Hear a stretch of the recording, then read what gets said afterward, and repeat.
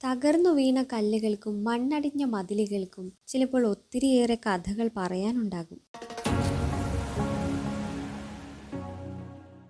സമയം ഉച്ചയ്ക്ക് 12 മണിയോടെയാണ് ഞങ്ങൾ സെൻറ്റ് അഗസ്റ്റീൻ പള്ളിയിലെത്തിയത്. 1597 1602 ഇടയിൽ ഗോവയിലെത്തിയ അഗസ്റ്റീനിയൻ സന്യാസിമാരാണ് ഒരു കുന്നിൻ മുകളിൽ ഈ പള്ളി പണിതത്. 3 മഹത്തായ അഗസ്റ്റീനിയൻ പള്ളികളിൽ ഒന്നായി ഇത് പണ്ട് കണക്കാക്കപ്പെട്ടിരുന്നു.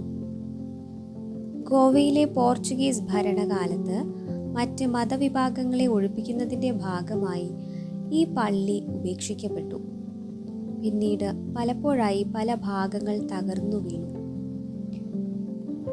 46 മീറ്ററോളം ഉയരത്തിലുള്ള 4 ഗോപുരങ്ങളിൽ നിലവിൽ ഒരു ഗോപുരത്തിൻ്റെ പകുതി മാത്രമേ നിലനിൽക്കുന്നുള്ളൂ. പ്രധാനമായും ചെങ്കൽ കൊണ്ട് നിർമ്മിച്ച ഈ സമുച്ചയത്തിൽ 8 ചാപ്പലുകളും 4 അൽത്താരകളും ഒരു കോൺവെന്റും ഉണ്ടായിരുന്നതായി ഖനനങ്ങൾ വ്യക്തമാക്കുന്നു.